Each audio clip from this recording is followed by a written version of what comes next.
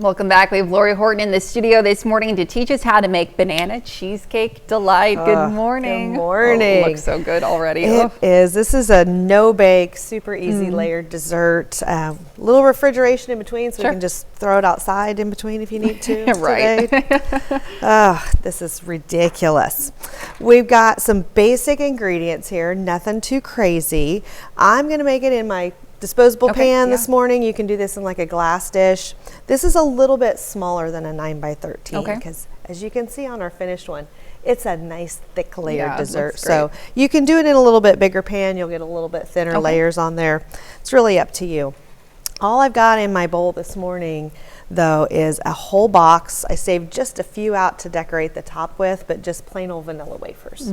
Classic. Nothing fancy. I put them in the food processor.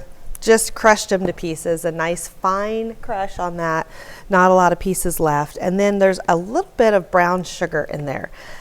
They are sweet, but we want to give them just a little bit of that softness. And then I'm going to add to that about 1.5 sticks of melted butter.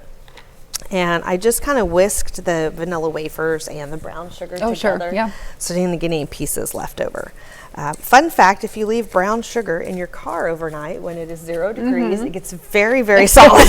So we had to microwave that a little bit this morning to bring it back to life. But it's in there. So we're going to go past the wet sand. Sometimes when we do our no-bake bases, we go for kind of a wet sand. This is a little bit softer than that. And you're just going to take that then, dump it in the bottom of that pan. And then I've got one good metal measuring cup that I always save for these types of things. It's got kind of a square bottom to it, and I can use it for patting those things down. So just kind of distribute this in your pan, and then we're gonna just switch over to that real fancy tool there and use that to really smash that down into the bottom.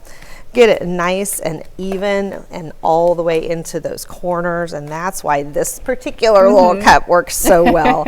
And the metal is better than a plastic one because it doesn't stick to what I'm putting in there. So I can even spray it with a nonstick spray if I need to, and make sure that I really have a good little mallet there. It really does. So to that, we're going to go super easy. And the next ingredient, the next layer, is just a no-bake cheesecake. Ready to use. If you're a purist, you could make your own cheesecake filling. Don't feel like you have to do the store-bought. I actually did the math though right now. This is about the same price as buying those ingredients. So kind of save yourself a little bit of work, but just make sure if you do make your own that it is a no-bake filling. We don't want any eggs or anything in there because this is not going anywhere near an oven.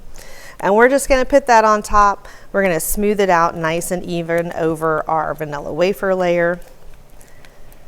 And then when we come back, we're going to do a layer of some sliced bananas. We're going to do a yummy vanilla pudding flavor and top it off with some decoration and some Cool Whip and just make it look delicious.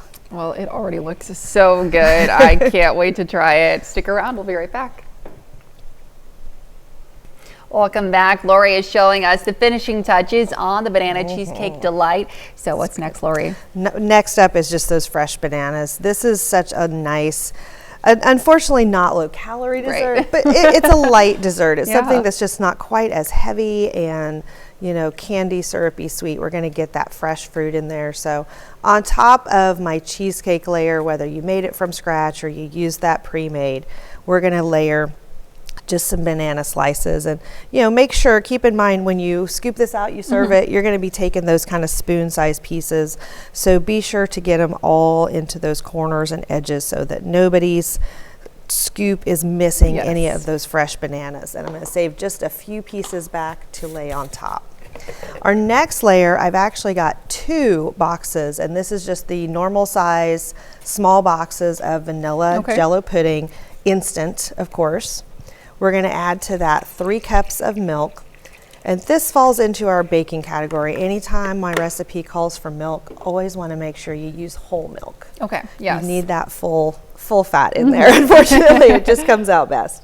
I'm going to add just a little splash of rum flavoring to that. That's going to really bring out that banana. You could add banana. You could actually use banana pudding. If you're just really sure, all about the bananas, go all in and use an actual banana pudding in there. We're going to just whisk that together. It's going to have to sit for just a couple minutes to start to thicken up just a smidge before we pour it on there. So we're going to set that aside. And the last ingredient we put on there is just going to be our Cool Whip layer. And this is just straight out of the container, whipped topping, whatever your favorite is. If you like the extra creamy or the vanilla, Oh, yeah. you can really kind of actually take this to almost a low sugar level by using the zero sugar pudding sure. and the low sugar Cool Whip. So you have kind of some options to Yeah. make it slightly less terrible for you. But on top of this, then I've saved back to some of my whole vanilla wafers, and my OCD is going to make me divide this up nice and even, so I have my scoops ready to pull out of there. So we're going to take these down and put the same amount hopefully on each piece. And once we do that, we'll throw a few little banana slices in the middle. And this is not the low sugar, low fat version. Right. So I'm going to actually even dress mine up with a little bit of caramel topping. Delicious. Right, with the Goes banana. perfect with the banana. Come yeah. on.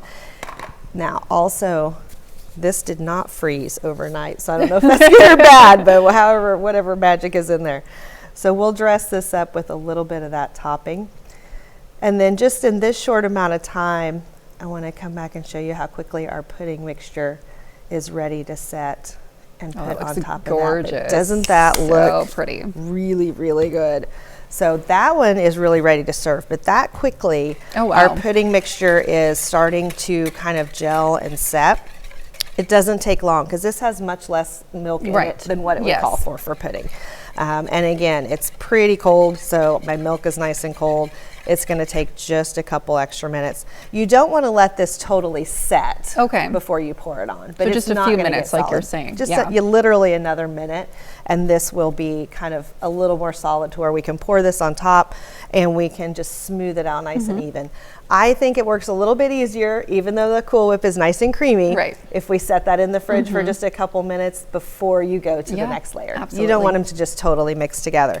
It's always nice when you slice those pieces out and you can see your layers of all those ingredients. So this is a great one for a full-size party. You could cut this recipe in half easily enough. I don't know why you would. Right. But that makes a really good size amount for you to take to an event, and it keeps well. You can do it overnight and just add those toppings at the last minute and you're ready to go. All right, wonderful. Well, thanks so much, Lori. We'll, of course, have this recipe on KOAMNewsNow.com later on this morning. Stick around. We'll be right back.